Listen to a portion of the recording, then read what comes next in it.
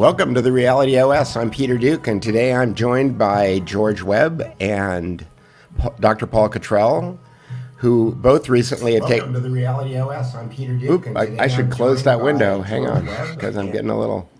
Wow, I can never do the intro without screwing it up, guys. It's like. Anyway, I'm joined by George Webb and Dr. Paul Cottrell, and both these gentlemen have received the Johnson & Johnson vaccine for different reasons. And since our broad fan base is questions the vaccine on many different levels, the vaccine strategies, I thought that it would be great to get these two guys together to explain to us what their decision-making process was and how they came to that. So the way that I found this was Addy called me yesterday, and he said, "What did you think of George, getting the jab?" And I said, I didn't know that because I had been traveling for several days and I hadn't really been paying that much attention to Twitter. And that, lo and behold, you had a couple of posts about it, George, and there seemed to be some derision in your fan base over that. And then I asked Addy, I said, well, did Paul do it too? Because I thought, well, what did Paul do? And he said, yeah, he did it too. But it turns out that you guys haven't talked to each other about this. You both came to this solution from different paths. So I just thought, I'd ask you guys what it was that made you to decide to do that. And I think that Paul's got a completely different answer than George. And then George, you have some science that you wanted to go over, and I've got some assets all kind of like ready for you to talk about that. And I didn't think that there'd be anybody better for you to have the conversation with than Paul. So here we go. So who wants to start? George, you're the one who started this. So okay, why don't you explain how you came to this? Yeah. Well, first, I mean, as far as the three choices with the Pfizer and the Moderna, the mRNA is very experimental. No matter what anybody says. The adenovirus is much more traditional, is much safer technology. It's a proven technology. I really feel like any mRNA right now is like buying Windows 0.5. It's just, they don't even know what they're doing, and they'll slowly change it over time. And eventually it'll be Windows 3.1 where it'll support a mouse eventually. But it's not ready for prime time. And, look at it, 8 months in and everyone needs a booster, so it's obviously new ground. Where the attenuated virus is a proven technology over a lot of time, but that's not where I got it. I really got it because I saw an inflection point in the curve as far as viral loads are concerned, and this thing called syncytia, which you only see in really bad news kind of infections, and so for both of those reasons, and I'll pause on syncytia for a little bit, and I'll let Paul kind of briefly describe his reasons, and then I can come back. Mm-hmm. Okay, so I did take the Johnson & Johnson one shot. That's the adenovirus. My reason is that I flew back from where I was at doing my research. That was out of the country, still undisclosed. It will be disclosed in October. But I flew back on July 24th, and I had the actual shot on July 25th. Now, medical school starts the 1st of September. It's September 5th. All of us in my medical school were informed that we had to be fully vaccinated by August 28th, or we were no longer enrolled for the next semester. What that did was it forced me to actually take the Johnson & Johnson shot because it's only the one shot. I did not have enough time to get 2 shots, through the messenger RNA. You got to remember, in medical school, the students have to go through a health check and they have to have annual titers. And if there is additional vaccines that have to be administered because of a low titer, it puts an issue with being able to take the second shot if I took Moderna. So like, for example, the varicella shot, I'm going to be getting a titer, but if my titers are too low, then I'm going to have to get a shot. Well, the way this is works, you cannot. What's a titer? What's a titer? So what it is it's a blood test to determine how many antibodies you have. If you're below a certain threshold, you have to have a booster. Okay. So we get titers checked every year. So I have the MMR titer. I have the Hep B titer, the varicella titer. Those all have to be checked. My antibodies have to be at a certain threshold level. If they're below a certain threshold level, I have to go through a whole protocol for getting a booster for whatever is low. Well, the problem with the COVID-19 vaccine is you have to wait 14 days before you can take another shot. So for that reason alone, the only one I could take was Johnson & Johnson, because I was, I have to get everything done by August 28th. All vaccines, not just the COVID-19 one. All right, so that was one reason. The other reason is that the Johnson & Johnson, I agree with George, the Johnson & Johnson technology, that's the adenovirus technology, and that is much more known in terms of long-term what that platform can do to the body versus the messenger RNA. I still am concerned about the messenger RNA platform long-term, what it will do to oncogenes and tumor suppressor genes. So for me, I had to take the vaccine. It wasn't a choice. If I wasn't in medical school and no one was saying you had to take it, at this moment in time, I would not have taken it.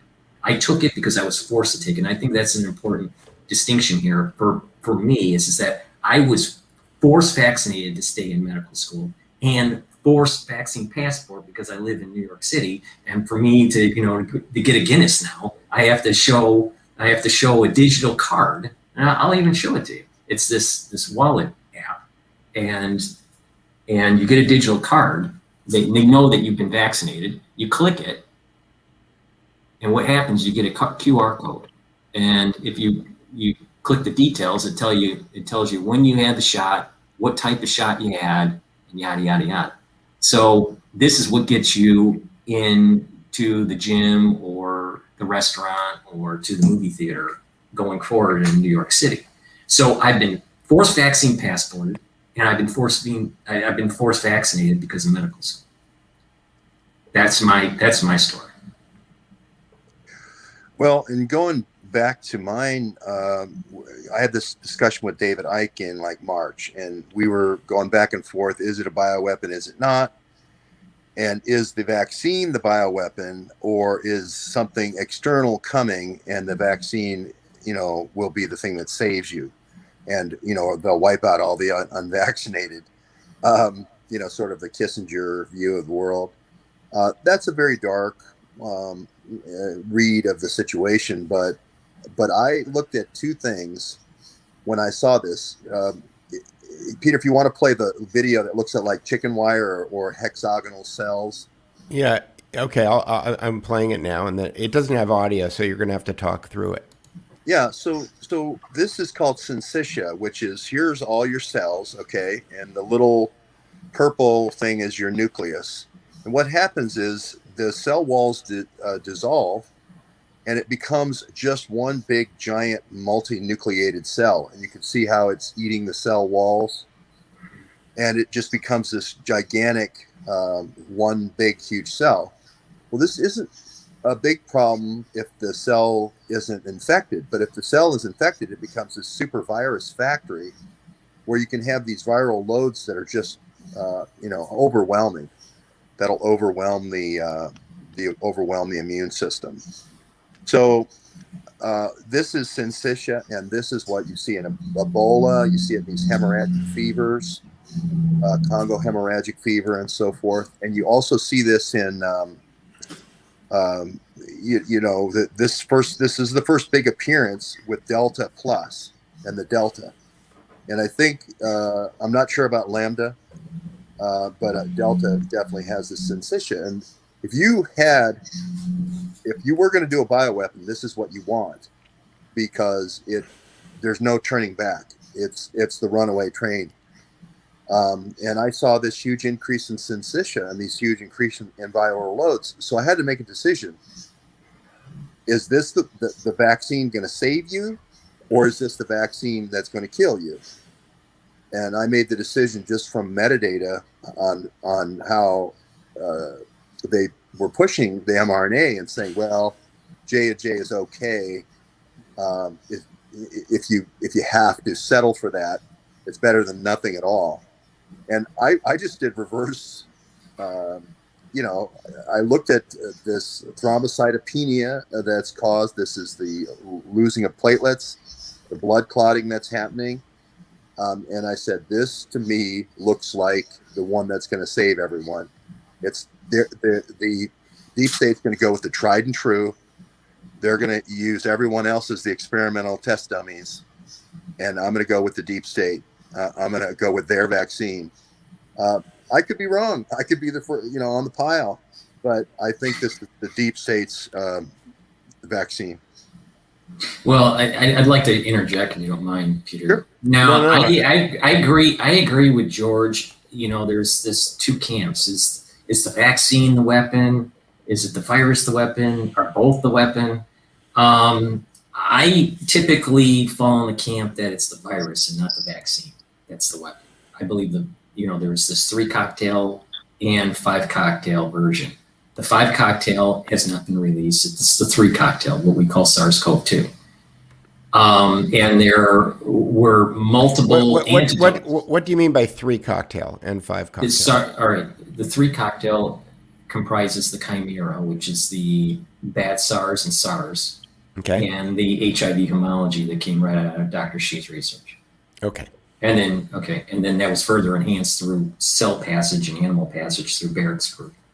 So now the 5 cocktail, so that's the 3 cocktail. It's the bad SARS plus the HIV homology. The 5 cocktail is that platform, that scaffolding, SARS-CoV-2 scaffolding, with the H protein for influenza and a fully functional HIV-1 protein. I don't believe those have been released yet. Deployed, right? Yeah. Deployed, released, leaked, whatever you want to use. Okay, so I'm in the camp that it's the virus is the weapon, and the vaccine, either quote the messenger RNA vaccine, the monoclonal antibodies, the nanoferritin, the adenovirus, the attenuated virus ones, those are to kind of neutralize the actual weapon. So I'm kind of in agreement with George on that. Now, there is a case to be made that through the Hoskins effect, you can get this cytopenia that you're talking about, George, when you at the T cell, the cytotoxic T cells. They have 2 functions. They can kill a cell that's been infected, but then they can also go down the path of just overproduction of cytokines and create kind of a cytokine storm that leads to the multinucleated situation that you're talking about here. Now, through the Hoskins effect, if someone has a secondary exposure or, quote, a new tooled vaccine exposure, you can have this cytotoxic T cell lead to what you're talking about. So for the ones that are listening really closely, I just gave a reason why not to take the vaccine because the second dose that you get may set in motion what George is talking about. So, but I'm still in the camp. I mean, I could play devil's advocate on either way here. But I'm still in the camp that it's the virus is the weapon, that Delta is quote strong enough, that the variant is strong enough out there that it behooves someone, it's prudent for someone to get antibodies into the system now. The question is, what will happen when we get boosters, and what will happen when they retool the vaccine for, let's say, Delta or Delta Plus or some other variant. I heard that the messenger RNA platform from Moderna is retooling for Delta for the fourth quarter of this year. So you'll have boosters that just produce more of the epitope of the original from the original line, before D614G, or issue new vaccines that will be more in line with Delta or some other variant. So that's, there is something to be said of what George is saying. Now, the problem is that these are kind of like hypotheses or theories or potential mechanisms. And when we look at the population, it doesn't seem as though ones that have been vaccinated are showing, let's say, this cytokine storm when they get a secondary infection. Let's say they get Delta, but they were vaccinated. We're not seeing a cytokine storm. They're not going into the hospital, right? The cases that are going to the hospital are primarily ones that were unvaccinated. I think what is true, and I talked to Dr. Malone about this, one of the inventors of the messenger RNA platform. We went into detail, 3 hours of detail. And it's not fully tested, and there looks to be that there's antibody-dependent enhancement. Well, if there's antibody-dependent enhancement, then we have vaccinated people that are actually spreading the virus, but it's not as severe. So in a strange way, it's not a clean way to just say it to the public, but in a strange way, getting vaccinated may spread the virus, but the severity of the virus becomes less. And therefore, we eventually, through an emergent property, get to herd immunity.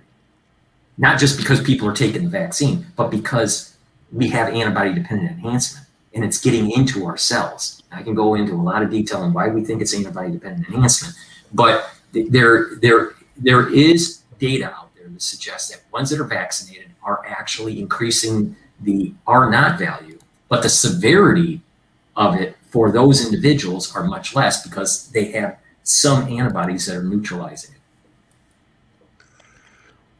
Well, Peter, if you want to put up my one slide that is the black slide comparing SARS, MERS, and CoV-2. Okay. And it shows you the syncytia property that I'm talking about across all these. Yeah. And if you see SARS in the third or in the second column there, the globule, if you will, is the multinucleated cells. And then if you go all the way to the right with the delta, you'll see bigger globs. And it's the only thing that comes close to this creating this kind of syncytia with this delta is MERS. And basically, I've been waiting for this. I've been waiting for the combination of the infectivity of SARS and the deadliness of MERS to come together into SARS-MERS, really. SARS-CoV-2 is really SARS-MERS. To create the kind of bioweapon-like effects, okay? And so if you just look at it and say, well, we've been waiting for this for 20 years by the Erasmus lab. The Erasmus lab worked on SARS. The Erasmus lab worked on MERS. The only person infected took the only vial back from the Middle East directly to the Erasmus lab. And here's the Erasmus lab in Holland again with SARS-CoV-2. And they're trying to make a nasal spray out of it. Like Paul said, the other two spike proteins that you go from the three-way virus to the five-way virus are also made at the Erasmus lab. The H spikes and the N spikes, all the metadata pointed at that Erasmus eventually will release this, and they're the ones who have a patent on the nasal spray. So again, I'm looking at a lot of different data, but all the data I see points in the direction of it's coming, and they are going to spray it. And I want to be I need to fight another day. So that's my reasoning. What if you already have the antibodies? What if you've had COVID and you've got. I was talking to Paul earlier that my father was a physician. I've talked to you about it, George, and he didn't believe in flu shots. He thought that if you got the flu every once in a while, you'd build up antibodies, and by the time you got older, you'd be in good shape to fight the flu. And Paul and I were talking about it earlier. Back then, there probably wasn't spike protein out there, coronavirus, that had furin cleavage sites put in it that made it 100 times more infective to bind and 100 times more pathogenic. And I do think that's good common sense, that your natural antibodies protect you from most things that we've been exposed to over millennia. Well, humans, tens of thousands of years at least. But these are not things that were around when your dad was growing up and going to medical school. These are brand new concoctions that are coming out of the Erasmus lab. So you have to fight fire with fire, unfortunately. And I'm not sure that I've heard you talk about the Erasmus lab before. What is that? Oh, it's the lab that did the gain of function work for flu, that weaponizing, aerosolizing. Well, first of all, they brought back Spanish flu. I'm not kidding. And in order to study it, apparently, but they did gain of function work, critical gain of function work. Addie went over to the Kara OKA, Dr. KAWA. I can't remember his, at University of Wisconsin. He was doing this gain of function work, and this Erasmus lab in Rotterdam, Holland, was doing this gain of function work. They were told to stop by Obama. They stopped in 2015. They restarted in 2019 all of a sudden. I don't know why that is. Maybe there was an overthrow they wanted to do in the United States. Who knows? An insurance policy. But this is the group that's all over SARS. It's all over MERS. Its 20-year history has been SARS, MERS, and CoV-2, as well as influenza. But gain of function, not trying to create vaccines, but gain of function, creating bioweapons. So, everyone talks about the Ralph Barrick lab.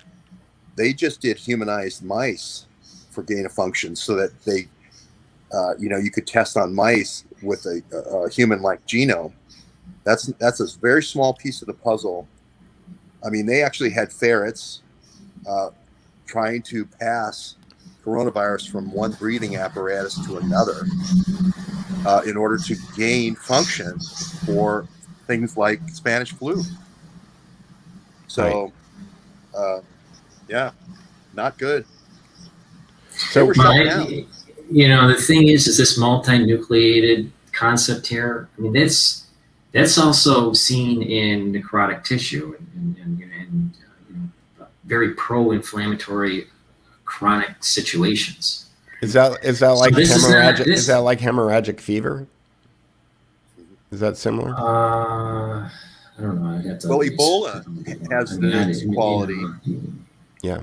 You have to cut the shell of your cell.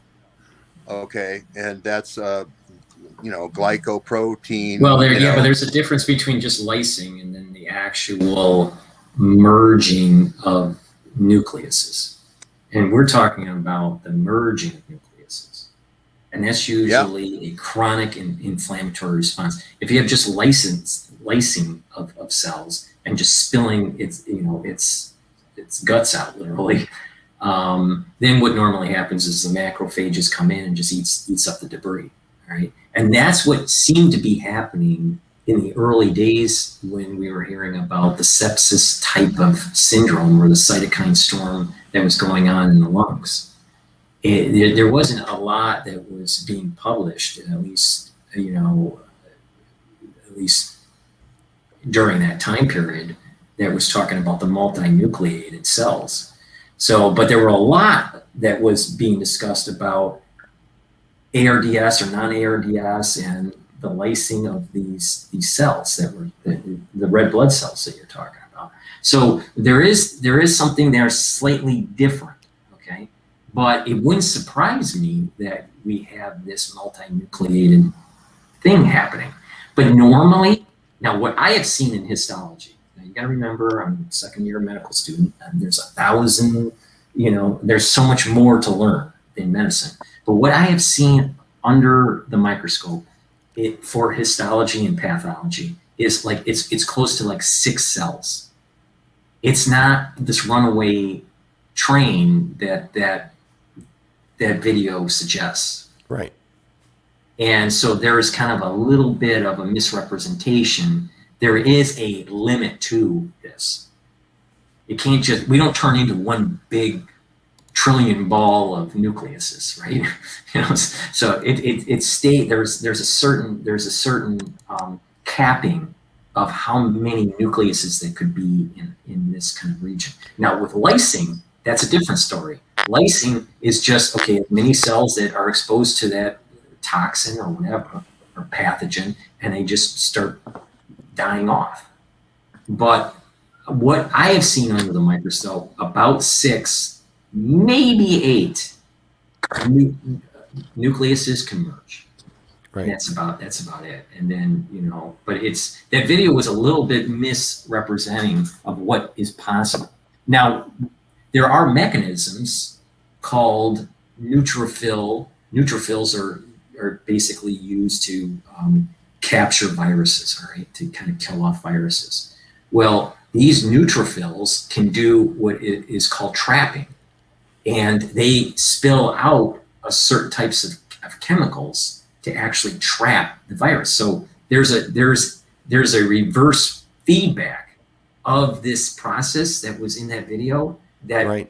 that kind of counteracts, and that neutrophil trapping could be a part of that process. So it's a little bit more complicated than just multinucleated cells doing a runaway and spilling out viruses. There's neutrophil trapping to slow that down, and the multinucleated cells it's not runaway. It's usually caps at about 6. Now you could have other cells in that region, in that neighborhood, in that tissue that's doing the same thing. Right. Let's say you have 100 cells, you may start slowly out of those 100 cells, 6 of them start to merge, and then another 6 start to merge, and another 6 start to merge. And over a chronic situation, you'll have a multitude of these 6 merged cells. And the effect of that George was tweeting out that the viral loads were going up by 1,200 times. Is that caused by the supernucleated?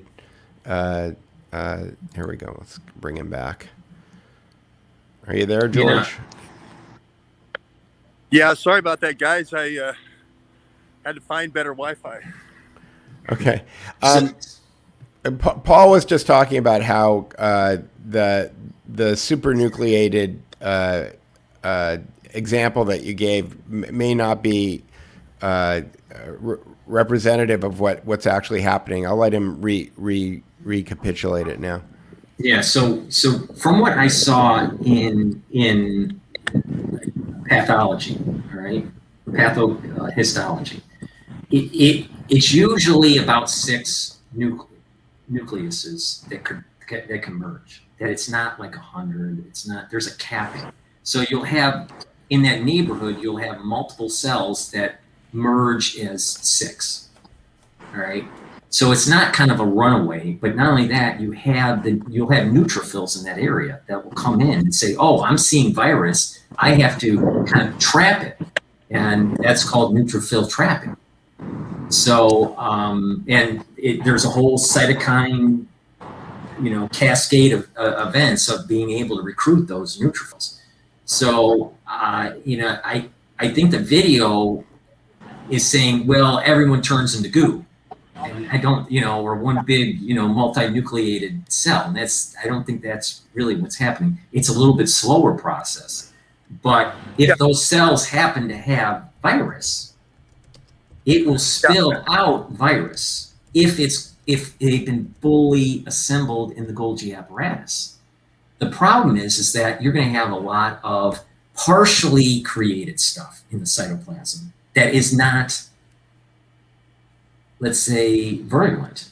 You'll have some proteins of the virus that's not fully packaged yet. You'll have, certain membranes that aren't fully functional yet. So a lot of the guts that are being spilled out are non-functional virus. Because you got to remember, it's not what's not there's like two spillages. One is the virus is saying, hey, I want to lyse the cell and I'm going to release thousands of virions, right? Or you have a cell that starts to spill out, and you have a lot of partially manufactured components of the virus that are basically just junk, and they get eaten up by the macrophages. But to George's point, this is a process to add viral load because it's not as contained when you have a more stabilized tissue. That I totally agree with. What he's saying makes sense. But there's some added complexity to this. A second exposure, either through a vaccine, a booster, or a retooled vaccine, or you get a vaccine and then you get the virus. Individuals that there are processes that could set in motion this cytotoxic T cell phenomena that I was telling you about, where it releases more of the inflammatory cytokines, and when that happens, it makes the blood vessels leaky. And that's where you start getting the blood clots and all this strange. Okay. I tried to get better Wi-Fi. Sorry, guys. And it's this strange hemorrhaging. Peter, can you hear me? Yeah, we can hear you. Paul was talking, but he was. Again, did you catch what Paul's response was to your assumption? If you guys can hear me or not. Yeah, we can hear you. I included some pictures. Yes. Of some ones about 30 cells. Let me see. Is this one? There you go. And then there's a couple of other pictures as well. For some reason, I'm not hearing your audio, but I might jump out and come back in. But yeah, these are actual photographs of the syncytia for coronavirus. I'll jump out and come back. I can't hear you guys. Okay. I mean, if the thing is that is this happening? And most likely it is. It most likely is. Now the question is this through primary or secondary exposure? And I maybe George knows that because he's pulling from a certain paper. But I think, Peter, it's important to understand: is this primary or secondary exposure? Primary meaning, have you had COVID once or have you had COVID twice? The individual, they are naive, and then all of a sudden they either get a vaccine or get COVID. It's SARS-CoV-2. Naive is unvaccinated, right? Naive is the term we use when someone has never had the exposure either through a vaccine or through the natural infection. Okay. So the question is, are these naive cases where they get the first exposure either through the vaccine or through SARS-CoV-2 virus, or are these secondary where someone had SARS-CoV-2 and get a vaccine, or had a vaccine and then get SARS-CoV-2, or have a vaccine once and then get a booster or a retooled vaccine, and then this phenomenon takes place? This is an important piece. Is it primary or secondary exposure? Right. Can you explain how somebody who hasn't had COVID could get exposed to it by the vaccine? Is that what am I understanding that correctly? No. When we say exposed, we're saying eliciting a antibody. Okay. Oh, right. Right. So you can elicit an antibody through natural infection or through a vaccine. Right. And the question is what happens through the secondary exposure with your memory B cells? If the Hoskins effect is taking place with SARS-CoV-2, and it was proven that Hoskins effect happens with influenza. And for the audience, what Hoskins effect is? the Hoskins effect is that your body will remember your first exposure more than a mutant version. So when you get, let's say, SARS-CoV-2 for the very first time, your body will tool antibodies to that variant. Well, if you get SARS-CoV-2, let's say that was alpha that you get. Now you Right. get delta, all right? What will happen is that your body will, because it's so similar, your body will create more antibody. It'll activate its memory B cells and create more antibodies, increase titers of the old epitope and only a little bit of the new epitope, which would be delta. And there's the problem is that once you're originally exposed, it's harder to get the immune system to retool to the new epitopes. Right. So if it's too close to the original, your body won't respond correctly. Exactly. It will say, I think it's the old stuff, and it'll start creating the old antibodies. And this is part of the mechanism for antibody-dependent enhancement. It goes and flies through the radar. Now, what's being told in the mainstream media is, oh, it's breakthrough cases. But there's more. That's true. It is a breakthrough case. But I just explained one of the dynamics that are taking place with this is Right. that when you get the secondary exposure, your immune system, your memory B cells kick in. Now, it takes 14 days to basically create brand new, retooled, or never tooled antibodies. When you get an infection that the body thinks is very similar, a similar epitope, it takes about anywhere from 2 to 3 days to start really ramping up the production of those memory B cells. So it may be an emergent property that a new epitope gets into your body, the body evolved in a situation, oh, it's similar to an old one, I'll create antibodies, try to neutralize it. It doesn't fully neutralize. Some of it does get into the cells and starts to manufacture, let's say delta. And then eventually it gets represented on the MHC, and then the naive B cells, the ones that can retool, will then start creating antibodies for delta over a 14-day period. And this may be an emergent property, so you don't have runaway infection. The problem comes in is with the Hoskins effect, it dampens the actual Response. activation, the activation of the naive B cells to retool to the new variant or the new epitope. And there's the problem. This is that you can't just keep on jabbing someone with a new vaccine, because the Hoskins effect will start to take hold. And we become less and less, have less and less adaptivity at the individual level to the virus. Now, at the societal level, you're going to have different cohorts coming through. We're going to have a whole slew of cohorts, right, that didn't take the vaccine the first time. And then Moderna starts to come out with a retooled Delta vaccine. Then you're going to have a group of people that will have the primary memory cells will be for Delta. My primary memory cells are going to be for the original, the original template for this virus. So what happened in the Spanish flu of 1918 was that in 1870, I think it was 1870, it was either 1870 or 1880, but those individuals that were on the farm, they were exposed to influenza. All right, they think the vector was either through a horse or a chicken or something like that, or a bird or whatever. So they were exposed to the virus in before the turn of the century. Okay, so the ones that fast forward into 1918 Spanish flu. The ones in the United States that were older, that had that early 1870, 1880 exposure, did not get the 1918 flu because they had that epitope. They already had the antibody.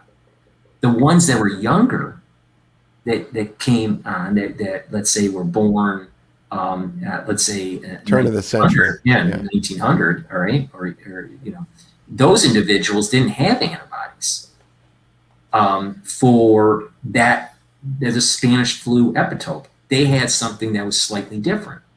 And when they did contract that epitope for the Spanish flu, the Hoskins effect took place, and their antibodies started producing for their first exposure epitope, which was not the Spanish flu.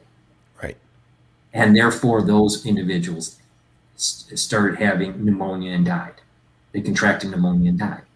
The ones that were older, they were exposed by the horses.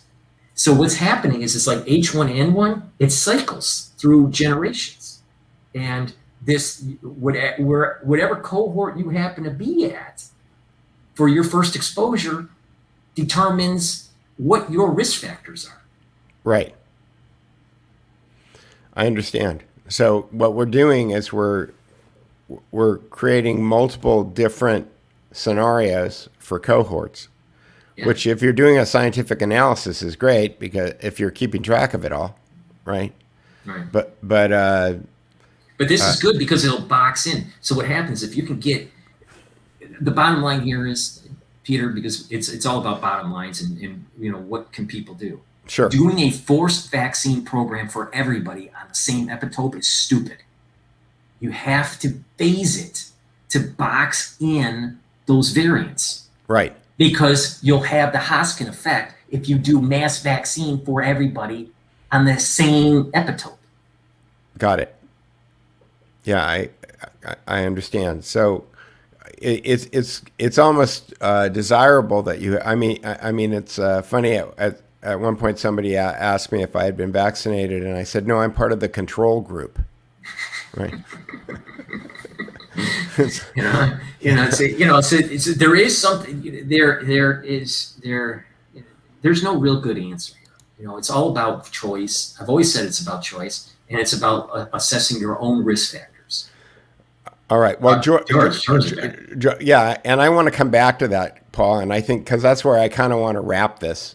Is talking about what people's options are, but let's circle back to George and what his explanation was, and see if we can pull this together here.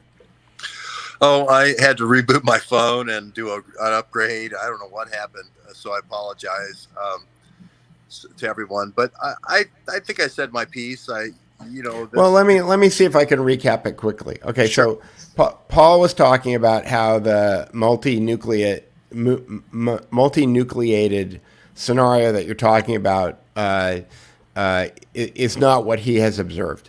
And he prefaced it by saying that he's only in his second year of medical school, and so he thought that wasn't the whole picture, and that it wasn't necessarily as dire as you were painting. Is that safe to? Is that a safe assumption, Paul? Mm-hmm. And there's that mechanism of the neutrophil trapping. Right. And I'm not. This isn't my research. Those photos were taken from, from physicians that were doing research. What they did, I think, was Imperial College of London. I know they do a lot of vaccines. Paul's comment on that, though, was he didn't know whether or not they were naive or whether or not they had one exposure or two exposures. Like, what was the history of those examples? Right, and this is just SARS-CoV-2 Delta being exposed to, going into a syncytia situation. I don't know all the background. All I can say is I do believe the big blob, if you will, was intact as one big virus factory, and that's how you get a viral load of 1,200 times. But again, everybody can check all the work here and make the decision for themselves. But it just reminded me so much of, Ebola shows up out of nowhere in 1976. Where? The Congo. All these, I hate to say Peter-struck viruses, but all these Peter-struck viruses keep coming. They just keep coming one after another from the same group, same area. And this one seemed to be an Erasmus lab creation from beginning to end. The SARS piece, the MERS piece, And now you add HIV with the HIV inserts. We talked about that in February of 2020. And now we have this Ebola-like thing that allows a suppression of the anti-inflammatories. Like Paul said, the pro-inflammatory response is there, but you suppress the anti-inflammatories and you delay the response, like Ebola, and then all of a sudden you get the cytokine storm that kills you. And that's what we saw early on in the the Wuhan version, the alpha version, and so forth. And that kind of went away really quickly. And then now I think it's going to be, it's going to be reintroduced. And so I have to make a bet on which technology would you take if you're a NATO Supreme Allied Commander? Would you take the mRNA, or would you take the tried and true safe choice? Right. I just want to parlay into something you said before you were having the technical difficulties. You were talking about MERS and the similarity for SARS. And I think you're right about this, because I find it really odd that when Dr. She kind of was dark with her publications, and she was working with Barrick between 2008 to 2014. But then she comes online with him. And what did she write? She wrote a paper with Barrick about MERS, the emergence of MERS, in 2015. And so there is a story here, Peter, about multiple weapon release here. That I think what's going to happen is that it's going to use that 5 cocktail. We have antibodies now for SARS-CoV-2, but in that 5 cocktail, we'll have the H protein and the HIV. What will happen is that once we get that, we won't build antibodies to the H protein or the HIV protein. We will elicit the memory cells, and they'll say, oh, I recognize that epitope from SARS-CoV-2, and create antibodies for that to try to neutralize. And you'll get antibody-dependent enhancement, a cytokine storm through the cytotoxic T cell increase in the cytokines. And you will start to have this inflammatory response that George is talking about. Part of it's going to be multinucleated, and another part of it, which we do see out there, and that is the vascular leakage. That's all tied to pro-inflammatory. And that means blood clots, that means blood-brain barrier issues, that means neurological problems, that means myocarditis. So there's something to be said here on what's going on. There's an antibody-dependent enhancement and pro-inflammatory response that we have to be careful of.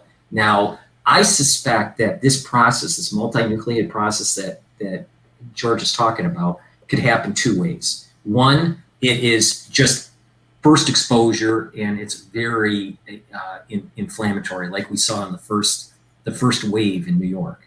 It was just, it wasn't treated correctly. They didn't catch you with the corticosteroids early, and yada, yada, yada. They didn't knock it out with the monoclonal antibodies. So it festered enough for the 3-4 days to have this cytokine situation take place. The other possibility is secondary exposure that I was mentioning with the cytotoxic T cells. But it's definitely a necrosis. This is like showing necrosis. This is showing chronic. The cells don't want to die. They don't want to go through apoptosis, and they go through this process of kind of like, it's like the Blob, if you remember, when we were kids, the movie The Blob. It's Steve kind of McQueen. like that. Yeah, it's so it's kind of like that, but at the cellular level. But it's not going to take over the whole body. It's not going to be like this kind of gray goo kind of scenario that a lot of truthers are like, saying this process is going to be like this hydrogel gray goo, scenario.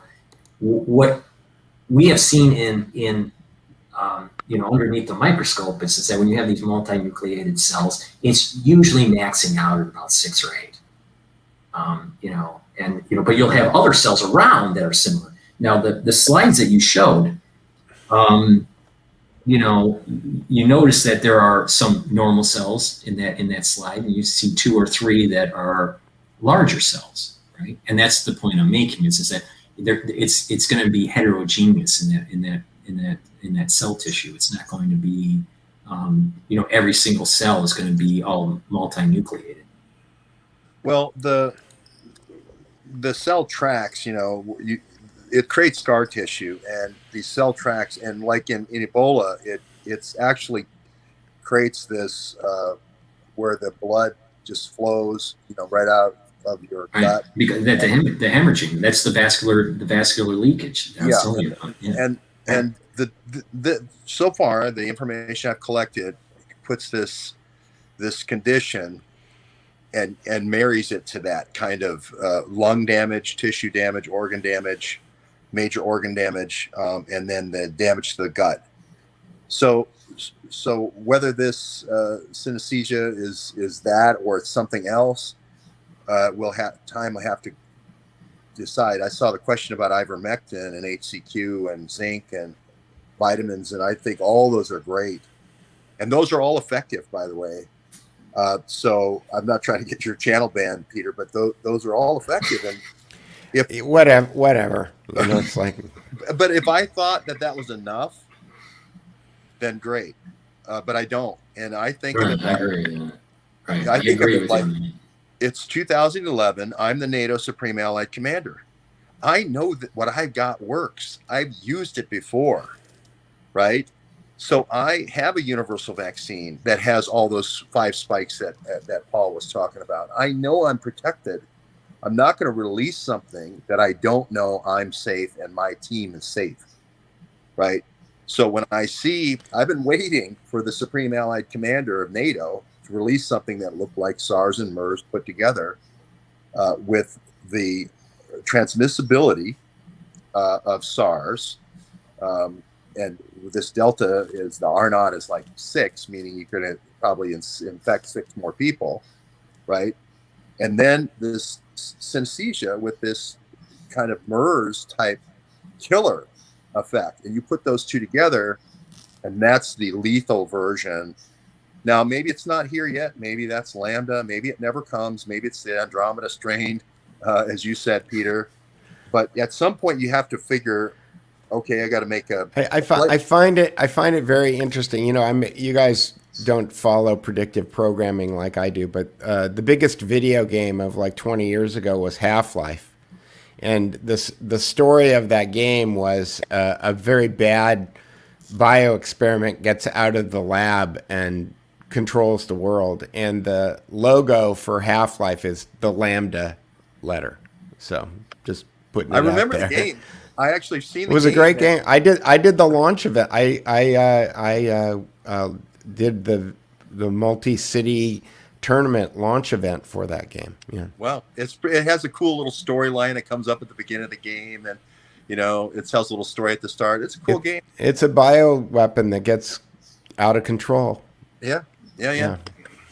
So there you go, folks. I mean, there's more grist for the mill, but I think it's an important piece to mention here. And I agree with George in some of the thinking here.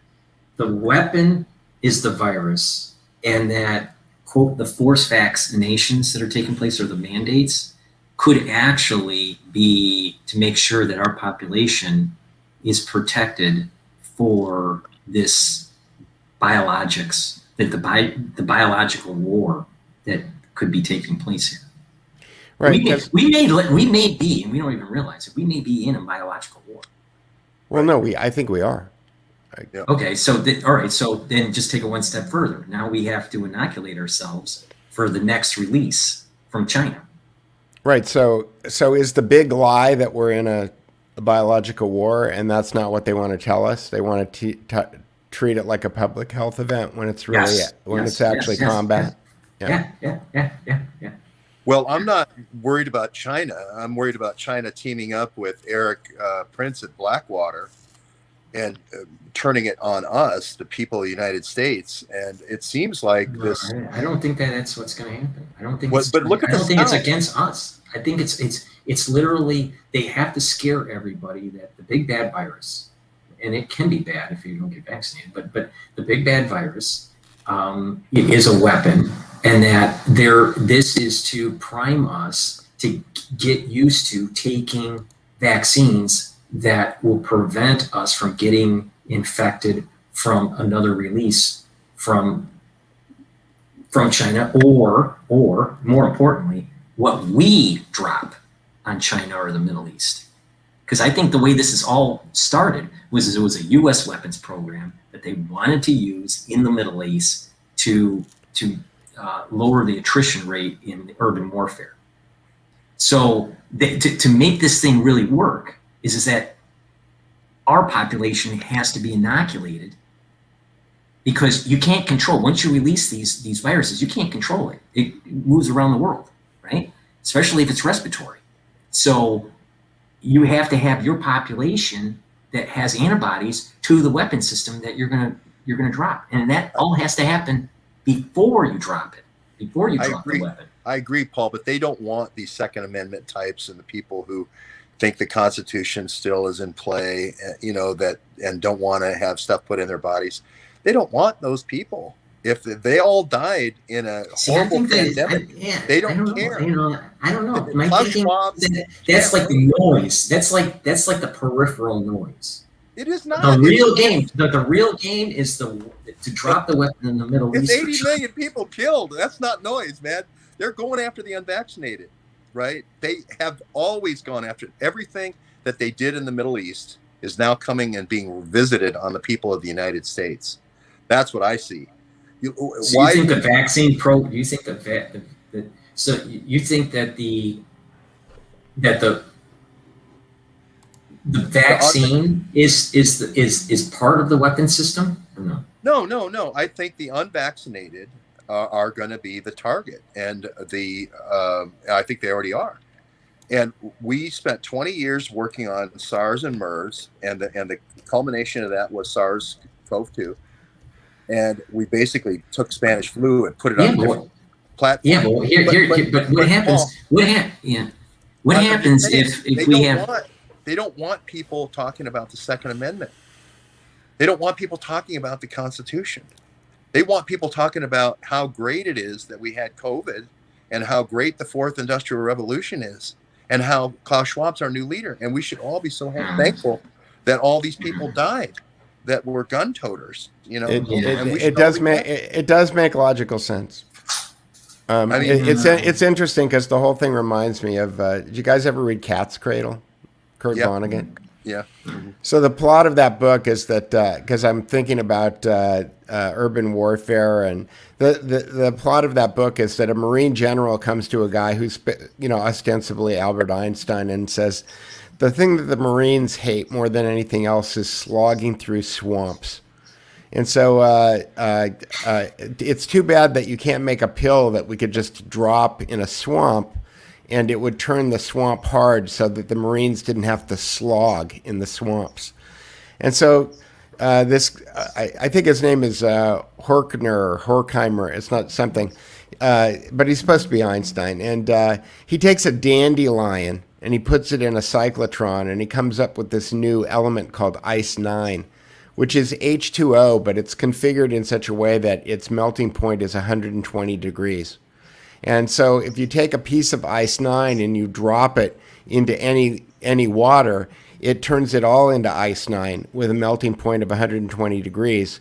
But he realizes after he makes it, and he has one chip of it, that he can never really give it to anyone, because if you drop Ice-9 into any body of water, it's going to turn it into Ice-9, and it's also going to turn any other body of water that it's attached to into Ice-9, and it will end life on the planet as we know it.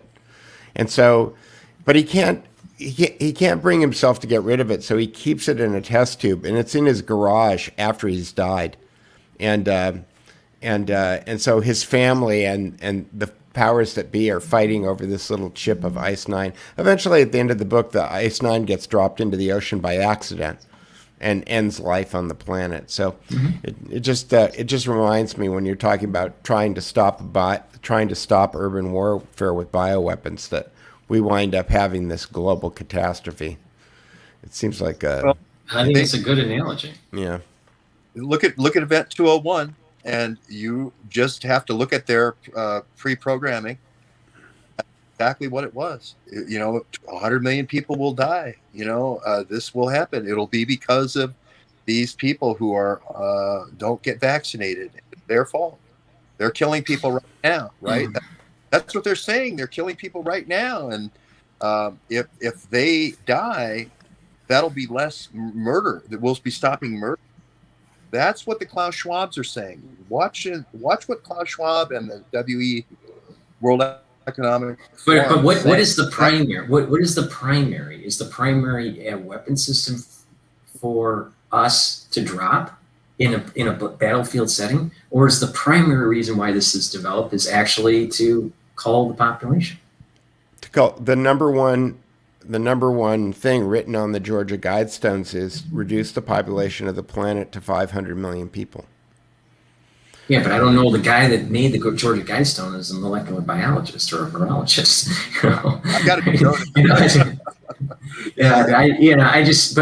I see the logic and that. Okay, this could be. You're definitely going to have the unvaccinated crowd get more pressure in literally in the next 14 days in the United States. Now, how that all pans out, I think some will capitulate and start get vaccinated, but you're only going to have a small percentage of the population of the United States that's quote unvaccinated. I mean, you're not going to be talking. We're only 300. You really think it'll be that high?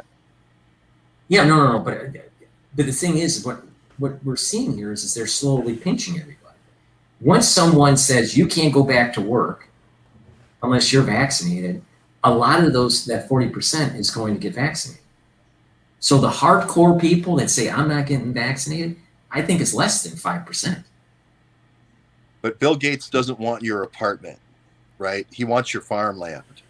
So it doesn't matter, right? He wants people. Blackwater wants your apartment. I'm sorry, BlackRock wants your apartment. Bill Gates wants your farmland. Yeah. Bill Gates and Rockefeller and Buffett, they don't want your container that people are living in the middle of whatever city you're in. They want the farmland.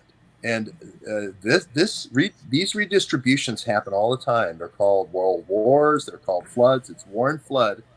They're going to do it. They're doing it.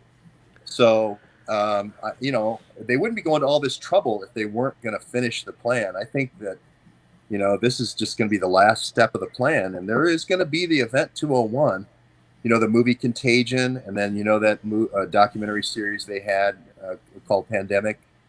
These are all predictive programmings that, see, we told you, here it comes. And, I usually fall in the line that nature has a robustness, that even though we try to do something to harm people, that nature kind of just says, no, that's not going to work. How about 100 million? No, I talked to Peter about, the complexity of that, but you're right. But the thing is it didn't kill off everybody, and people moved on, and now the population is bigger than ever.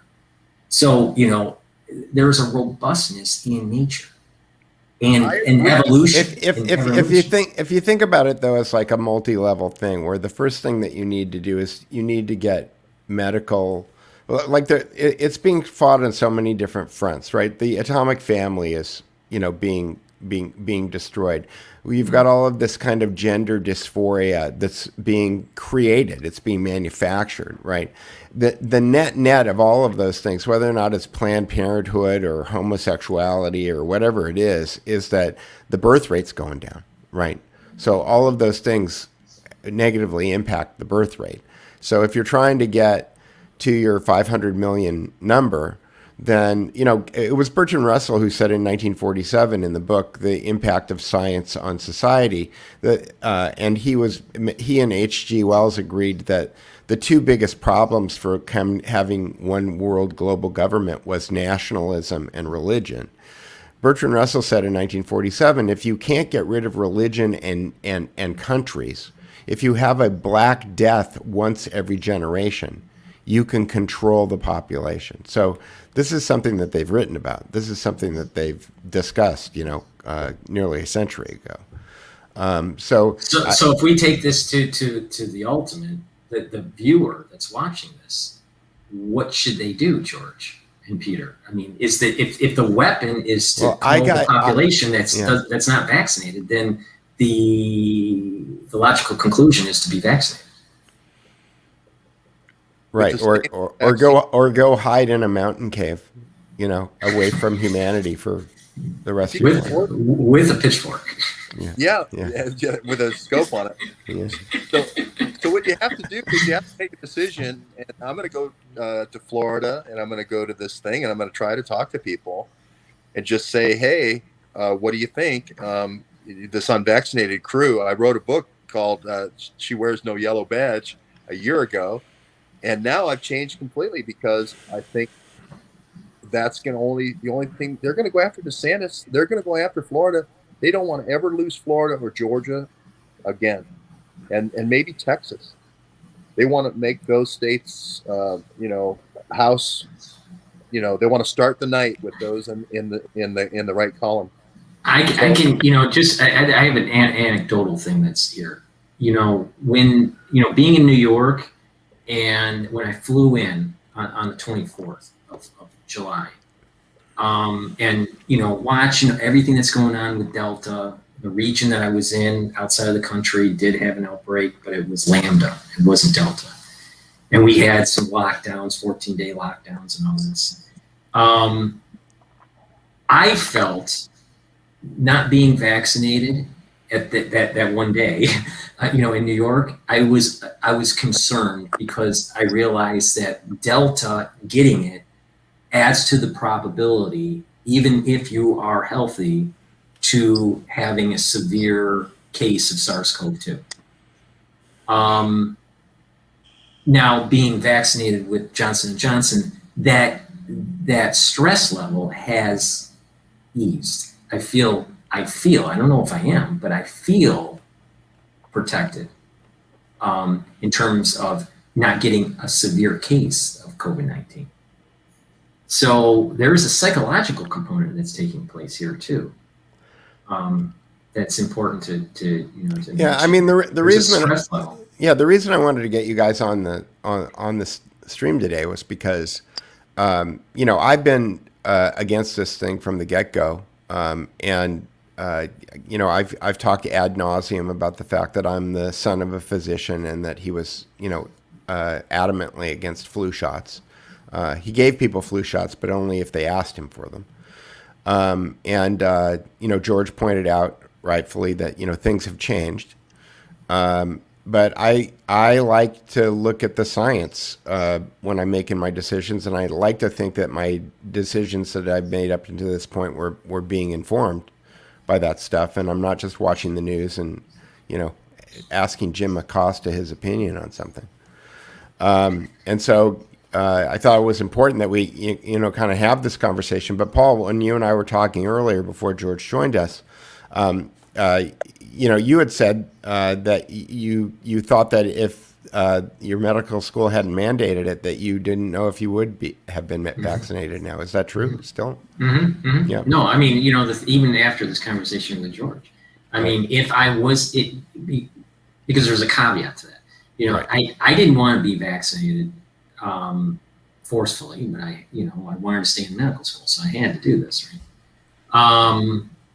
I think for me, from the data that I'm seeing here and knowing about the Hoskins effect, I would have preferred the second round, the retooled version, not the first epitope. So J&J too? Yeah, well, there will all of these vaccines will have a version 2. I would have preferred to take the version 2 instead of the version 1, not because to get out the bugs, because of software, you always want to buy the newest version, not the old one, right? The reason is that how I explained the Hoskins effect. I am my memory cells are stuck now to the first epitope. So if I contract delta, I'm going to have that antibody-dependent enhancement. All right, and over time we should have attenuation and less severe variants. Well, I'm better off with version 2 or 3 if I have memory B cells that are locked into a particular epitope. All right, the Hoskins effect. So I don't want to be, even though I am forced to be locked in to the first epitope, even though the delta epitope is worse than the epitope that's tied to the S1 subunit with the particular vaccine that I took. So I would have preferred to wait and say, okay, now Johnson & Johnson or some other vendor provides a vaccine specifically for Delta or Delta Plus or whatever the latest one is. Like I said, with the Hoskins effect, force vaccinating everybody is a bad idea. It's a bad idea because everyone's going to be locked into a particular epitope for their memory B cells. And they won't retool as easily. And so it should have been patchwork.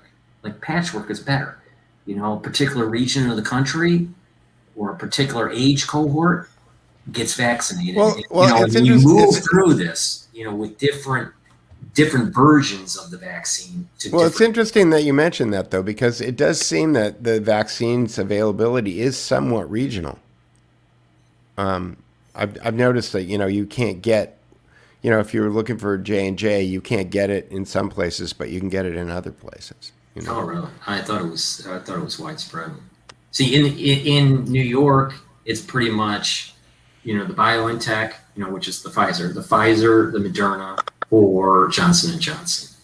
It's a little harder to get the Johnson & Johnson than, let's say, Moderna. Most people that I know in New York took the Moderna, and almost everyone that has taken it has had either the first or the second dose provided kind of like really, really achy feeling for 4 or 5 days. For the Johnson & Johnson, I had no reaction to it whatsoever. I had about 4 hours of muscle pain in the deltoid, and that was it. And the next day, I went and I biked for 15 minutes in the gym, and then I did on the rowing machine 1,000 meters. So that was with that's the next day. So that was 726, no problems. I played in a volleyball tournament day after, and I haven't done anything that physical in a long time. And the reason I was out of shape had nothing to do with the J&J, but I was tired for a day. I was traveling and I missed the trio. It wasn't because of the J&J vax, but I just want everybody to do the right thing for themselves. I'm not pushing any one thing. You do the right thing for yourself. I just think that at some point it's coming. They wouldn't be doing all these movies to prepare us and the Event 201s if it wasn't coming. And I think that's a good important point that George is making. Everyone needs to look at their own risk assessment. Right. Vaccine injury is happening for sure. It is happening. But it's a lower percentage when you look at the total number of doses that have been administered in the United States. You have a higher chance of being hospitalized for SARS-CoV-2 than getting vaccine injury through any of the vaccines. But you still can be vaccine injured. I know of someone whose daughter ended up getting the messenger RNA vaccine in March. She's in a wheelchair. All right, she's around 19, 20. She's in a wheelchair now, and she's still in a wheelchair, and that's been since March. All right, so it does happen. The injuries do happen. Some of them are somewhat benign, and they go away. Some are chronic and could be deadly or crippling. You have to look at your own risk assessment. You know, if you have people in your family that have been somewhat vaccine injured somehow or is on the spectrum, you know, in terms of autism, I think talking to your physician about the true risks with taking any of the vaccines for SARS-CoV-2 is prudent, because you're in that category that there may be something in your genetics, something in your family history that may put you into a higher category for vaccine injury. I happened to be okay with that. I didn't know anyone in our family that had any adverse reactions to vaccines, other than my brother who served in the military, and he was pumped up with probably anthrax vaccine when he was serving. But other than my brother in the Army, everyone was okay. But everyone has to look at their own risk assessment. That's why I don't like the statements that Fauci's making. Everyone should just take it. No, not everyone should take it. First, the science doesn't even show that everyone should take it. And I explained why. The Hoskins effect is just one of many. But the other is that different families will have different risk assessments. Yeah, but that's always the answer, right? And that's the thing that a lot of people, again, Fauci is the one who's not. Tim Pool goes through every video. Whenever he makes one sentence that has anything to do with the vaccine, he bookends it with, "I'm not giving you advice. You need to talk to your doctor. I'm not telling you this is good. I'm not telling you this is bad. You need to talk to your doctor. You need to talk to your doctor. You need to talk to your doctor." So, to that end, Dr. Cottrell, you're given great advice here, which is get advice from somebody who's not on YouTube, and make your own decisions, right? But the thing is that it's also important that there is an establishment within the medical community it's fractured. There's a part of it that are the Sanjay Guptas and the Faucis that think vaccines to infinity is a great idea, and I don't think that the evidence suggests that. I think the evidence suggests that there's a middle ground. Then you have a group of medical care workers that are really asking serious questions, and they are deathly afraid of not taking this experimental vaccine, and they end up, being dismissed from their duties at the hospital. So, my point here is that yes, you need to go and talk to your doctor about your risk assessment, but you also have to understand their bias, because the medical establishment has a certain bias, and you have to keep that in mind. Indeed. I was reminding George of the Andromeda strain the other day when Michael Crichton came to my 8th grade English class when that book came out and came and spoke to us, because he was my English teacher was friends with him. And in that an entire town was wiped out by a bioweapon, and there was an old man and a newborn infant that survived the apocalypse. This is to your point about nature taking care of itself, Paul. And what they found out at the end of the book is that the reason that the old man and the kid lived was because the pH level for their blood, because the kid was colicky and crying, and the old man was drinking Sterno to get high. That the pH level was so out of whack on their blood that the Andromeda strain didn't kill them. So it may not be nature; it might just be colic and Sterno that saves us. But better whiskey, but it could be whiskey. Better whiskey, yeah. Whiskey sounds like a much better idea to me. Well, there you go. Anyway, you got any follow up there, George? No, I No. like that. Don't get advice from people on YouTube as far as whether you take the vaccine. I just gave you my reasons, but please don't think I'm trying to push for mandates or badges or vaccine proof cards or applications that track and trace your family or anything like that. Make the best decision for yourself and your family and your children. Mm-hmm. But I wanted to just add, because I always want to add stuff. Okay. That's why we have you, Paul. It's important to have these conversations, like we're at the kitchen table, to talk about real issues. Yep. So this conversation that we're having about why George took the vaccine or why I had to take the vaccine and the pluses and minuses, it's not so clear cut. Right. If it's a good thing or a bad thing. But through dialogue, people can learn from it and take that as another data point or series of data points to decide if it's best for their family. Because if people really, re-listen to this broadcast, you're going to hear pluses and minuses. You're not going to hear the CNN spin, vaccines are great for you. And you're not going to hear, let's say, the ultra truther spin where vaccines are bad for you, right? There's a complexity that has to be discussed. And that's why people go to YouTube or Brighteon or Rumble or other platforms to have that conversation. When you have a HHS or CDC or FDA shutting us down to have a legitimate conversation, then we have an issue because our First Amendment rights are being curtailed. And we as a public can't have that dialogue and work through those complexities. So having the conversation, having this conversation, and the many thousands that are happening as we speak are important to have, and they should not be shut down by the social media. Agreed.